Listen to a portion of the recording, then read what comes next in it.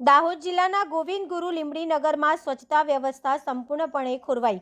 લીંબડી નગરમાં તેમજ Dahod Jhalod Rajasthan bypass road પર વર્ષોથી ગંદકી અને કચરાના ઢગલા જોવા મળે છે। કચરાના ઢગલાઓમાં ગાય માતા પ્લાસ્ટિક તેમજ અન્ય કચરો ખાતા જોવા મળે છે। આ એક ખૂબ જ દુઃખની વાત છે। તલાટી કમ મંત્રી કિરણભાઈ મચાર અને સરપંચ શીલાબેન વિજયભાઈ મોરી જાણે ખોવાઈ ગયા હોય તેમ આજ દિવસ સુધી કોઈ નક્કર કાર્યવાહી હાથ ધરાઈ નથી। ધાર્મિક સ્થળો અને આશ્રમ શાળાની આસપાસ ગંદકીથી બાળકો તેમજ રાહદારીઓ પરેશાન છે। કચરાના ઢગલા દૂષિત દુર્ગંધના કારણે ડેન્ગ્યુ, મેલેરિયા, ટાઇફોઇડ જેવી ભયંકર બીમારી લાગી શકે છે। આરોગ્ય પણ જોખમમાં મુકાઈ શકે છે। અનેક રજૂઆતો છતાં તંત્ર મૌન છે।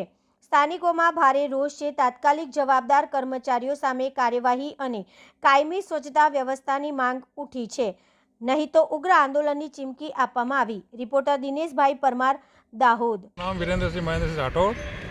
હું આ લીંબડીનો રહેવાસી છું। લીંબડીમાં ઘણા વર્ષોથી આ ડમ્પિંગ યાર્ડ આ સ્થિતિમાં જોવા વારંવાર રજૂઆત કરવા છતાં ગ્રામ પંચાયત લીંબડી તથા વહીવટી તંત્રની કુંભકર્ણની નિંદ્રામાં સૂતું છે। કોઈ પણ કોઈનું સાંભળતું નથી। વારંવાર જ ને આ દેખો મારા કેટલા બધા ગાયો બધી દૂધ એનું જ દૂધ આપણે લોકો પીએ છીએ, બરાબર? એનો કચરો જ આ ખાઈને એનું દૂધ આપે છે। તો કેટલું બધું પ્લાસ્ટિક છે ને કેટલી બધી ગંદકી ખાઈને આપણે એનું દૂધ ઉપયોગ કરીએ છીએ। પછી આ કચરામાંથી પાણી આ કચરો સીધો નદીમાં જાય છે। નદીનું પાણી પણ આપણે પીવામાં આવે છે, વાસણ ધોવામાં આવે છે। તેમ છતાં ભગવાનની કૃપાથી આપણને કોઈ જાતની બીમારી હમણાં તો થતી નથી।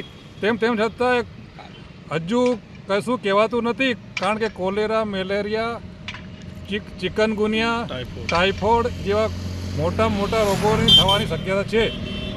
જી, આ કેટલા સમયથી આ કચરાનો ડમ્પિંગ યાર્ડ બનાવેલો છે? આ બહુ લાંબા સમયથી છે આ ડમ્પિંગ યાર્ડ। તો ડમ્પિંગ યાર્ડને આ લોકો નથી તો મરમ્મત કરતા કે નથી, જેમ બને તેમ ચારે બાજુ જેટલું વિકાસ થાય છે, જેમ વધે છે એમ ઠેઠ હનુમાન ટેકરીનું સારામાં સારું મંદિર આવેલું છે, ગાર્ડન જેવું બનેલું છે, સ્મશાનનો રોડ છે। અહીંયાથી નીકળવું, નાક બંધ કરીને નીકળવાનું, કારણ કે એનું શું છે કે ભાઈ એટલી બધી દુર્ગંધ આવે છે કે માણસ કોલેરિયા તો ફાટી નીકળવાનું જ છે આપણા ગામમાં। અહીંયા તમે ગ્રામ પંચાયતમાં રજૂઆત કરેલી? લીંબડી ગ્રામ પંચાયતમાં રજૂઆત કરેલી, CM ઓફિસમાં પણ રજૂઆત કરેલી, બધી જગ્યાએ ગુજરાત લેવલ સુધી રજૂઆત કરેલી। તેમ છતાં તંત્ર અંધેર કુંભકર્ણની નિંદ્રામાં સૂતું છે। હજુ આનો કાયમી ધોરણે નિકાલ લાવો ને મોટી ઇલેક્શન આવે છે, મોટી વાતો કરે છે, પણ એનું એક્શન લેતા નથી કોઈ પણ।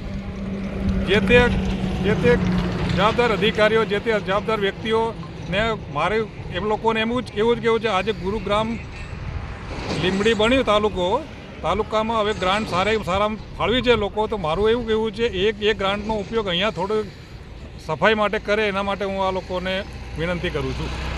હાય, હું છું ક્રુઝિન સિંઘાનિયા। આપની આસપાસના સત્ય સમાચાર જાણવા માટે જોતા રહો દીવ મિરર ન્યૂઝ, અને હા, લાઈક અને સબસ્ક્રાઇબ કરવાનું ભૂલતા નહીં। Thank you.